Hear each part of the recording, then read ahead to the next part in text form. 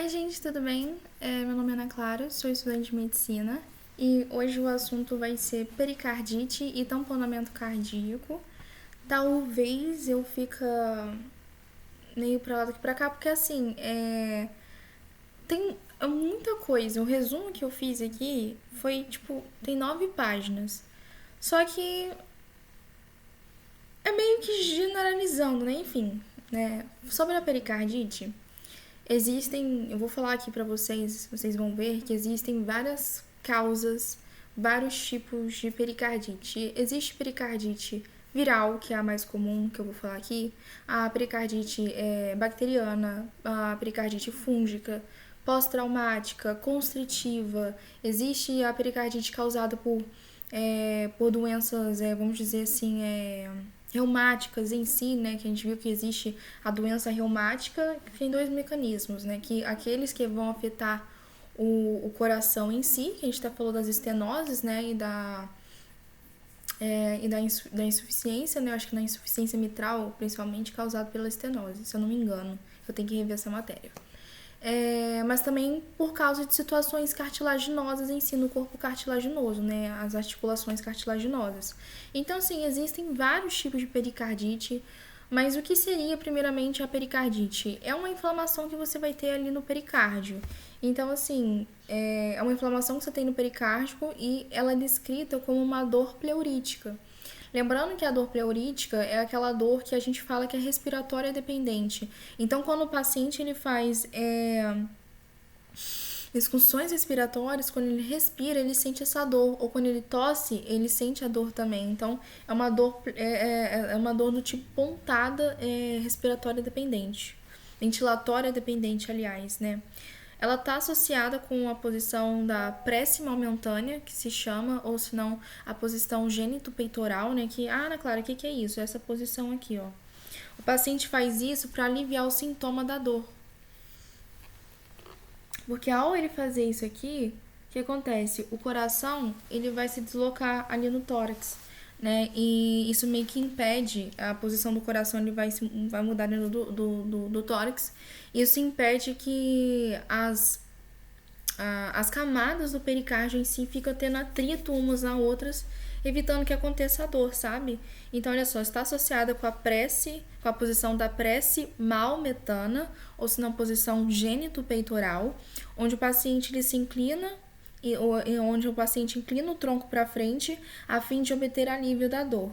Quando o paciente se senta e inclina o tronco para frente, ocorre uma mudança na posição do coração, que eu falei, ali dentro do tórax. Isso diminui o contato e o atrito entre as camadas inflamadas do pericárdio, sabe? Eu acho que eu falei pleura aquela hora, né? Se eu falei pleura, eu errei. É pericárdio, enfim, em si. Aí tem uma observação de que existe a miocardite e a pericardite isolada. Essas duas elas vão apresentar vão apresentar a mesma dor, né? A dor exatamente igual, que seria essa dor pleurítica, porém vai ter uma irradiação, né? No caso dessa pericardite isolada, a dor ela pode se irradiar ou para a região aqui cervical do pescoço, ou senão aqui mesmo no trapézio, principalmente o trapézio esquerdo, tá? Por conta do coração. Ah, Ana Clara, por que vai irradiar pro trapézio? Enfim, porque eu não sei se vocês lembram na parte de anatomia, mas existe ali o nervo frênico. O nervo frênico ele vai sair basicamente mais ou menos aqui, ó, assim, daqui, né, se não me engano, e ele vai inervar, ele passa pelo pericárdio, o nervo frênico, até o diafragma em si, né? É onde ele inerva. E existe. É porque eu lembro quando eu estudei, existe o nervo frênico que passa e o nervo. Qual é o nome do outro nervo? Aqui nessa região tem o nervo frênico, o nervo laríngeo recorrente e existe um outro nervo que eu esqueci o nome dele agora, que ele passa junto ao o esôfago em si, né? Atrás do esôfago. Na época eu gravei assim, né? Enfim, quais são as características então que você tem da pericardite, né? Então, o paciente ele vai descrever que é uma dor do tipo de pontada, facada, queimação, constritiva, do tipo de peso, opressão, etc, né? ela, como que é essa dor? Normalmente a intensidade dela é bem variável, mas é uma intensidade leve para moderada em si, né? Ela fica localizada ou na região retroesternal, ali na região paraesternal também, atingindo ali toda a parte do precórdio. O que foi que eu falei? Ela pode se irradiar. O que no caso vai diferenciar essa dor de, por exemplo, se é uma pericardite de uma angina, é que no caso a gente viu que a angina ela pode se irradiar para os membros superiores, principalmente o esquerdo. Aqui na pericardite não, na pericardite vai para o pescoço, vai realmente para a mandíbula, não, aliás, para a mandíbula não, vai para o trapézio, pescoço, para o ombro, para o abdômen, mas ela não chega aos membros superiores em si.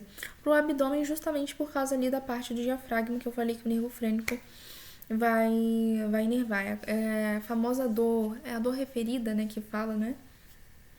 Enfim, a duração pode persistir por horas, diferente também da angina, que a gente viu que, por exemplo, numa angina estável, a dor ela é maior que 2 minutos, mas ela é menor que 10 minutos. Agora, na angina instável, a dor, eu acho que ela é maior que 20 minutos e menor que 30 minutos. E eu sei que no infarto, eu acho que a dor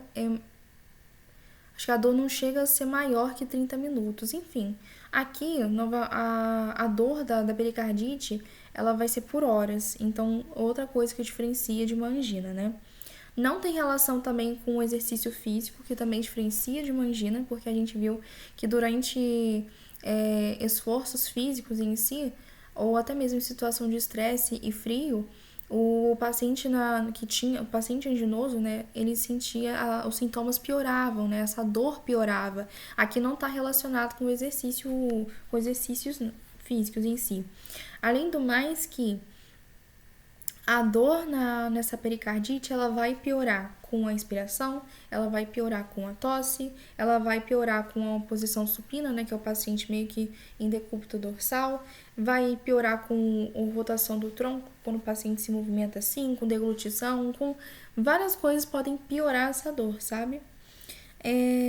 Aí o alívio foi o que eu falei, com a posição gênito-peitoral que o paciente faz, ou se não, prece maometana, né? E ela pode estar associada justamente com a dispneia por causa dessa dor que o paciente tem na hora de inspirar. Qual que é o quadro clínico, então, comum que a gente vai encontrar no paciente que tem pericardite? Dor torácica, sinal mais comum que a gente tem é uma dor torácica, ou sinal pré-cordial ou retroesternal, né? De longa duração, dor pleurítica, que vai acontecer, então, ventilatória dependente, pode apresentar, sim, radiação, piora com o decúbito dorsal e melhora com a posição gênito-peitoral. Pode estar associado com a dispneia, febre, fadiga, mialgia, já que é uma inflamação que a gente tem, né? E o atrito pericárdico, ele é patognomônio. O que isso quer dizer, Ana Clara? Quando algo é patognomônio, significa que é característico daquela doença. Então, se tiver aquilo, provavelmente já mata o diagnóstico daquela doença. Então, se você tem um atrito entre o pericárdio ali, então, você já sabe que é uma pericardite que o paciente tem, é patognomônio, já mata o diagnóstico, sabe?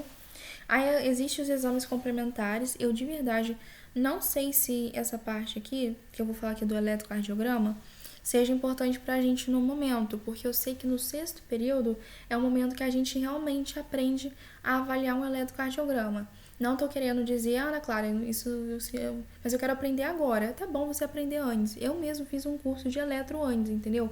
Só que se você não sabe ver um eletro ainda, eu acho que você não precisa se preocupar tanto assim no momento, sabe? Mas eu vou citar aqui caso, né, por via das dúvidas, né? Então, no eletrocardiograma, a gente vai dividir ele em 4 fases. A primeira fase, que vamos dizer assim, que é o momento inicial, que é o estágio inicial, você vai ter um supradesnivelamento do segmento ST. Só que, ao mesmo tempo que você tem um supradesnivelamento, nas derivações AVR e V1 não vai apresentar esse supradesnivelamento. Então, no início da dor, 90%, quando você gerou o eletro, vai estar lá esse supradesnivelamento. Agora, no estágio 2, o estágio 2 é depois de alguns dias que aconteceu, que teve essa pericardite em si, né? O que vai estar presente? Neste momento, o supra do ST que estava, ele voltou para a linha base. Não tem mais o supra de ST e aqui vai ter um achatamento da onda T. A onda T, que seria acho que a repolarização do ventrículo, se eu não me engano, ela não tá lá mais, entendeu? Ela fica lisa, que a gente tem. O estágio 3, ele é o momento em que essa onda T, que a gente sabe que um eletro normal é a onda P, para ser o ritmo sinusal, o complexo QRS e a onda T. Primeiro estágio, você vai ter a onda P, você vai ter o complexo QRS, só que esse S, com o T, ele vai formar uma onda, assim, porque é um supradesnivelamento. Então, ele sobe e desce, sabe? Porque vai se juntar com a onda T. No estágio 3, aliás, no estágio 2, primeiro que esse supradesnivelamento, ele desaparece e você não tem mais a onda T. A onda T ela vai ficar retinha assim. Agora, no estágio 3, você vai ter a inversão dessa onda T. Então, essa onda T, em vez de ela estar para cima, ela vai estar para baixo, ela vai estar negativa, né? Porque no eletro é como se a gente dividisse em quadrantes, né? E no estágio 4, que é após semanas ou se não meses, praticamente você vai ter a onda T, ela volta ela se reverte, né? Então ela volta a ser positiva e ela fica normal em si. Além do eletrocardiograma, o que a gente pode utilizar para avaliar uma pericardite? A gente pode utilizar um ecocardiograma, a gente pode utilizar um raio-x do tórax, a gente pode utilizar uma tomografia computadorizada.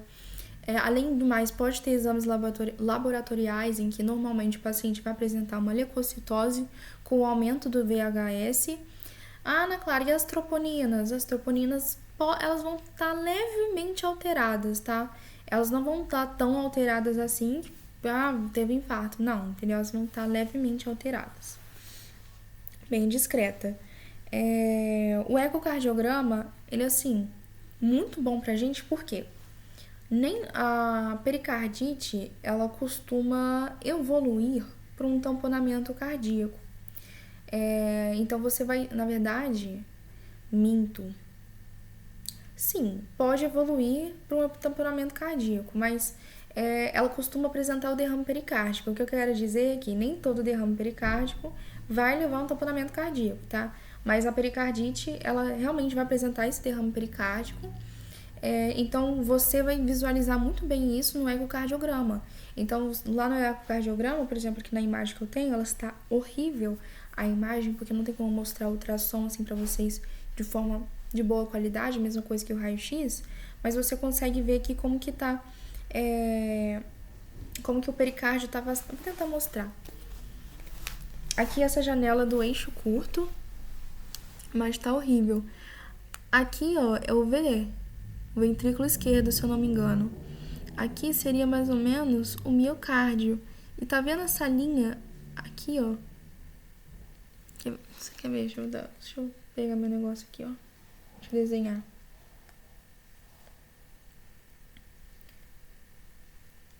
Ó, isso aqui que eu marquei de vermelho é o pericárdio. Olha como que o pericárdio tá bastante afastado do miocárdio em si.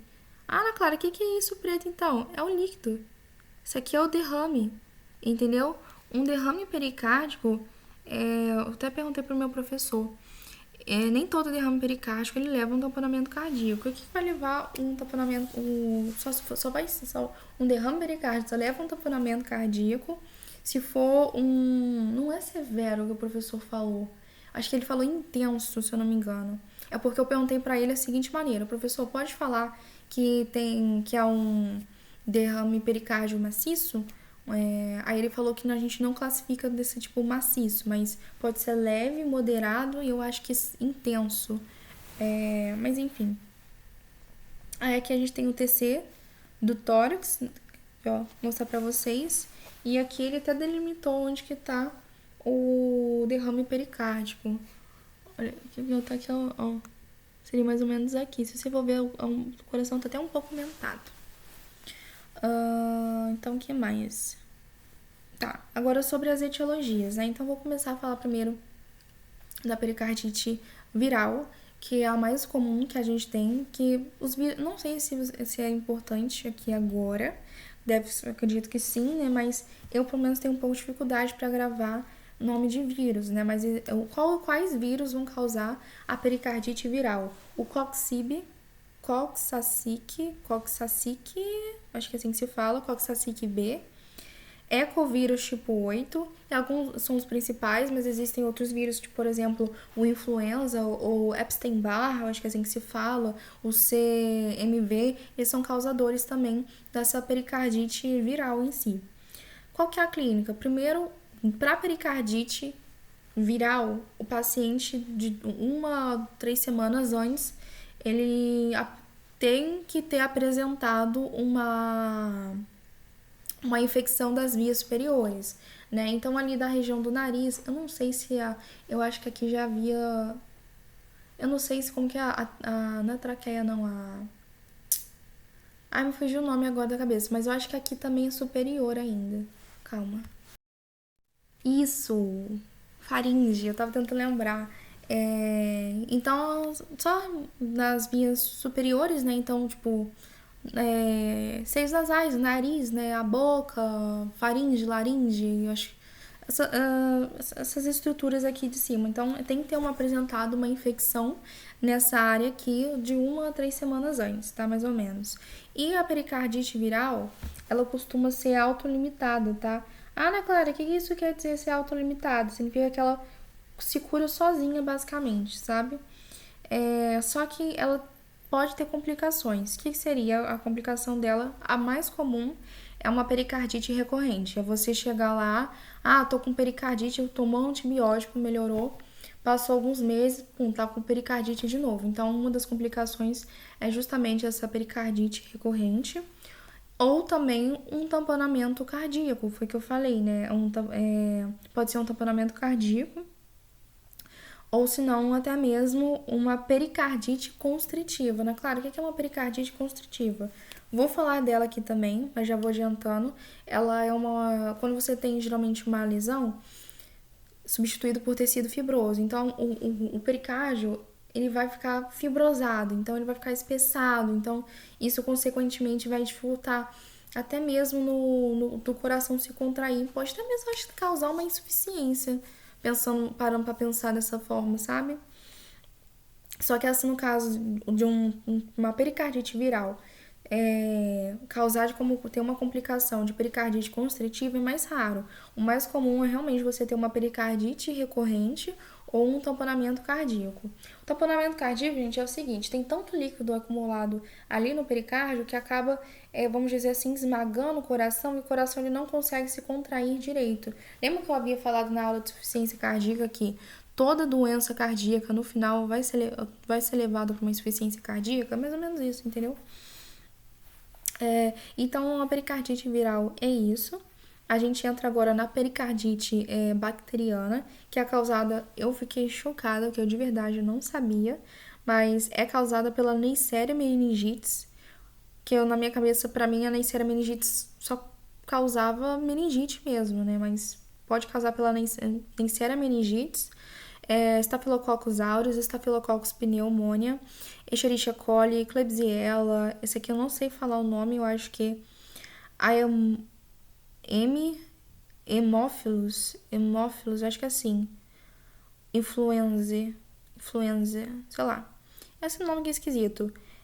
A pericardite bacteriana, ela pode ser, vamos dizer assim, que tem duas formas do paciente adquirir essa infecção bacteriana, né? Essa pericardite bacteriana. Uma que a gente fala que é infecção por continuidade. O que isso quer dizer? Significa que, vamos supor o seguinte, vamos pegar, por exemplo, Staphylococcus aureus. Ele foi lá e infectou o pulmão, contaminou o pulmão. Essa infecção do pulmão, ela acaba passando para o pericárdio sem que passe pela corrente sanguínea ou se não pelos linfonodos, sabe? Então, basicamente isso que acontece essa infecção por continuidade. É uma infecção que se espalha diretamente de um tecido ou de um órgão para outro, sem passar pela corrente sanguínea ou pela linfa, né? Pelos vasos linfáticos ali, né? Inclusive, na maioria dos casos é por uma infecção por continuidade, né? Contiguidade, aliás, uma infecção por contiguidade. A outra que a gente tem é justamente uma disseminação hematogênica, vai se espalhar ali pela corrente sanguínea em si, né? Aí, no caso, como que a gente confirma que o paciente ele tem uma que ele tem uma pericardite bacteriana? Como fala? Você vai fazer o laboratório, né? Vai pedir o hemograma completo. Normalmente vai apresentar, o paciente ele costuma apresentar uma leucocitose com desvio à esquerda. Você também pode fazer cultura, tá? Então você vai fazer a pericardiocentese, né? E aí você passa lá na cultura e vai apresentar lá as características, né? Então, o líquido no pericárdio vai ser turvo e a cultura vai ser positiva. No raio-x do tórax, você vai também ver uma área aumentada, né? Geralmente vai estar aumentado por causa desse derrame no pericárdio. A gente fala que o achado, inclusive, no raio-x, né, é o coração de moringa, né? É uma cardiomegalia que o paciente tem. Lembrando que cardiomegalia não é doença, é sinal de uma doença. E também a pericardite bacteriana, ela também pode levar a um tamponamento cardíaco. E 40% é um tamponamento cardíaco, mas também pode levar a uma pericardite constritiva. Entrando agora, a gente vai falar da pericardite fúngica. Eu tô no terceiro de 8, tá? Então falta 5 pra eu falar. A pericardite fúngica tem um aqui que não precisa a gente decorar, sabe? Então, mas enfim, a pericardite fúngica, o fungo mais comum é o Histoplasma capsulatum, acho que é assim que se fala, mas o paciente, como que eu vou pegar esse fungo, né, Clara? Ou tá nas fezes de morcego, ou tá nas fezes de aves, então, por exemplo, galinheiro, casas abandonadas, cavernas em si, você costuma ter a presença desse fungo em si, sabe? Então, mas é mais rara, tá, gente? Então, qual que é a clínica? O paciente ele vai apresentar uma síndrome gripal. Vai ter, se for fazer o raio-x, vai lá no raio-x e vai apresentar um infiltrado pulmonar, sabe? Infiltrado intersticial pulmonar. Tem a presença também de linfonodomegalia, pode ter a presença de derrame pleural, mas o que a gente precisa saber aqui na pericardite fúngica? Pericardite fúngica, que ela é rara, fezes de morcego e aves,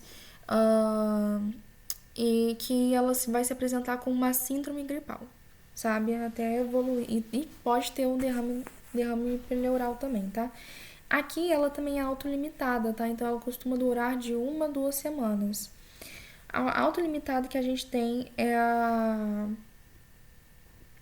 pericardite viral, que é a mais comum, e no caso, até o momento, a pericardite fúngica, né? A bacteriana não. A bacteriana, realmente, se não me engano, você vai ter que dar um antibiótico lá pro paciente melhorar. Ainda assim, no teste da pericardite fúngica, ela também é confirmada, no caso, aqui é com teste sorológico que ela é confirmada. Mesma coisa que a pericardite viral, que também é confirmada, é confirmada pelo diagnóstico clínico, mas também por viragem sorológica. Não sei se eu cheguei a falar sobre isso. Agora a gente tem a pericardite pós-traumática, que eu já falo, por causa depois de um trauma. Pode ser um trauma após um trauma torácico, assim, vamos dizer, fechado, né? Não houve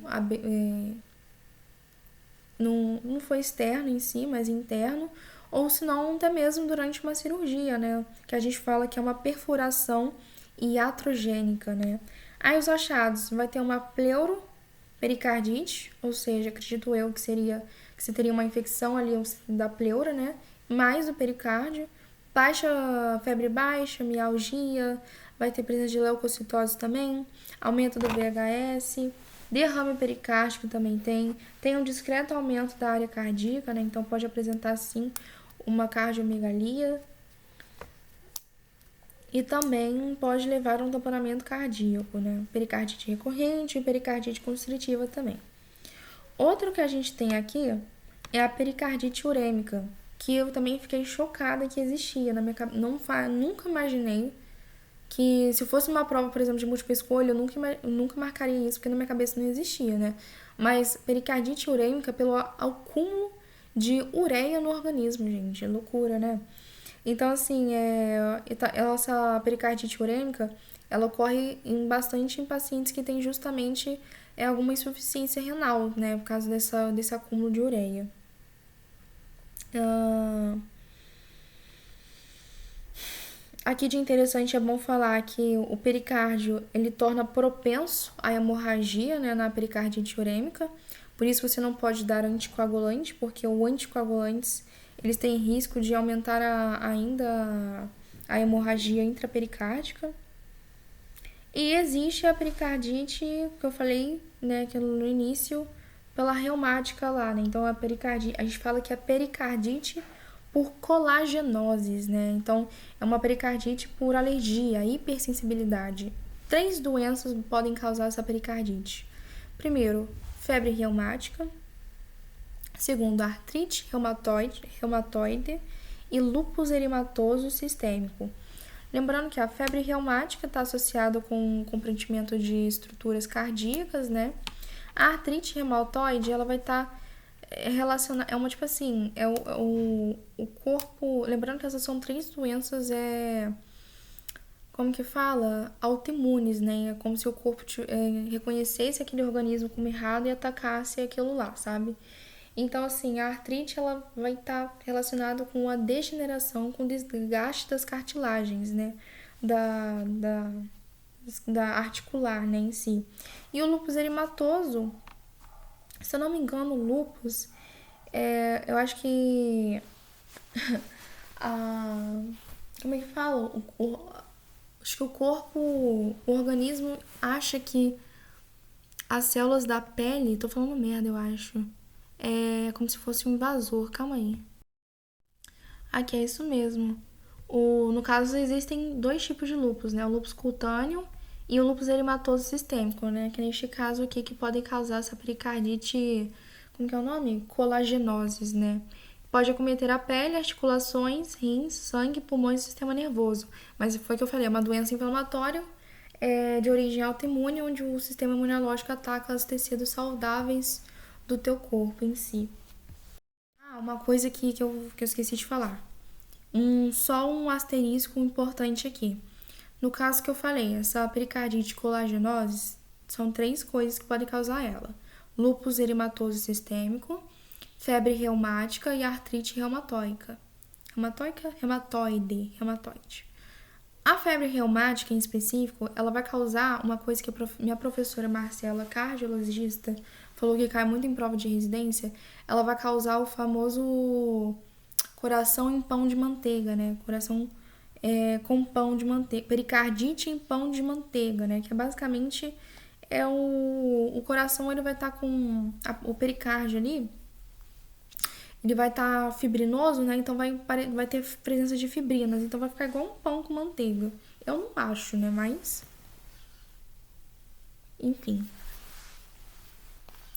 O que mais? Cansei. Existe a pericardite crônica. A pericardite crônica é o seguinte: ela tem uma evolução insidiosa. Se eu não me engano, insidioso significa que eu acho que é algo rápido e maligno, né? Tipo, não muito grave, né?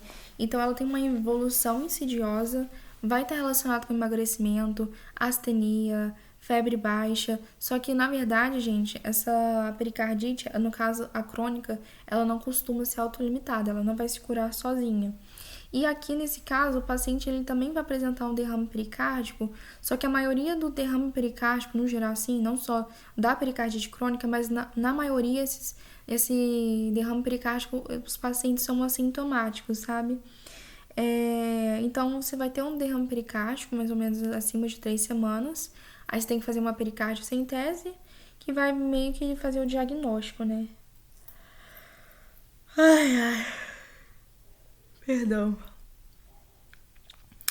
E aqui a etiologia mais comum de uma pericardite crônica é uma pericardite tuberculosa, uma neoplasia, uremia, mixedema, radioterapia, colagenoses, tudo isso pode causar essa pericardite crônica. E a gente entra falando sobre o derrame pericárdico agora no geral. O derrame pericárdico,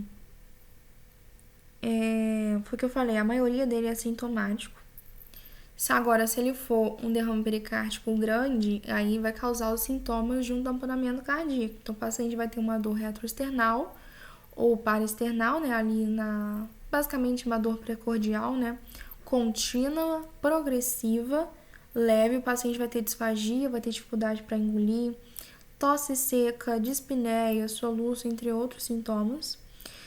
O paciente vai ter a hipofonese das bolhas cardíacas, né? Então, as bolhas vão estar hipofonéticas, vão estar com um som bem baixinho em si. Pode apresentar até estertores crepitantes em bases pulmonar ali. Na radiografia do tórax também vai ter um aumento da área cardíaca, né, o coração e moringa. E aqui em específico no derrame pericárdico eu também cheguei a falar. Para você visualizar bem, o diagnóstico padrão ouro que a gente tem é o ecocardiograma, sabe? E por fim, não. E existe a pericardite constritiva, né? Que eu esqueci de falar sobre ela. Em que foi o que eu falei, você vai ter vai ter substituído por tecido fibrinoso, né? Então vai ficar rígido, né? Então vai ter o enrijecimento progressivo do pericárdio. Isso não vai fazer com que o coração se contraia direito, então o enchimento diastólico vai estar prejudicado, vai levar a pressão nas câmaras cardíacas, né, nas 4 câmeras, e vai ter uma congestão sistêmica e uma congestão pulmonar.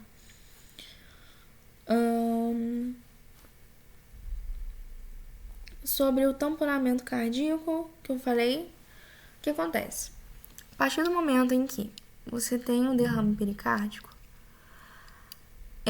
se ele for de grande intensidade, de grande volume, é como se isso aqui fosse meu coração. Aí, tipo assim, imagina que existe uma outra mão, tipo assim, aqui é o meu coração. Isso aqui é o meu pericárdio. Fazer assim. Se tem líquido aqui, esse líquido vai comprimir mais o meu coração. Isso vai impedir o quê? Se tem líquido comprimindo, a parede anterior ao ventrículo direito, ela não vai, quando recebe o sangue, ela não vai conseguir se expandir para esse lado para acumular o sangue necessário. Se ela não consegue se expandir porque está sendo comprimida, quem vai expandir vai ser o septo interventricular, o septo que está entre o ventrículo direito e o ventrículo esquerdo. Se esse septo ele se expande para cá, concorda que ele vai entrar dentro, meio que diminuir o espaço do ventrículo esquerdo? Então, o que acontece? Poucos vai estar durante a diástole, esse ventrículo esquerdo ele vai estar enchendo pouco. Então, se ele está enchendo pouco, ele vai jorrar pouco sangue. Eu acredito que capaz de até mesmo de ele ter que ter fica uma pressão maior dentro dele, né? Que pode, eu acho que até refletir pro átrio esquerdo. Eu acho que, na verdade, o tamponamento cardíaco, você realmente vai ter uma pressão maior durante a diástole em todas as câmaras cardíacas, né? Enfim, então menos sangue vai estar jorrando no final, e se não tratar óbito, insuficiência cardíaca, blá blá blá blá blá, sabe? Essas coisas que a gente tem. Então, olha só, o tamponamento cardíaco é um aumento da pressão intrapericárdica que você vai ter. E esse aumento dessa pressão, ela vai ultrapassar a pressão do átrio direito e do átrio esquerdo e da pressão diastólica do ventrículo direito e do ventrículo esquerdo. Ou seja, foi o que eu falei, todas as câmaras ficam com as pressões iguais durante a diástole. Consequência, vai refletir. Se você está refletindo, se você tem uma pressão maior no átrio esquerdo, então você sabe que vai gerar congestão pulmonar. Se você tem uma pressão maior no átrio direito, você sabe que vai gerar uma congestão sistêmica. Então, você vai ter o quê? Turgência jugular, você vai ter diminuição do débito cardíaco, e se persistir essa pressão, se essa pressão continuar aumentando em si, pode até levar o paciente a um choque obstrutivo, sabe?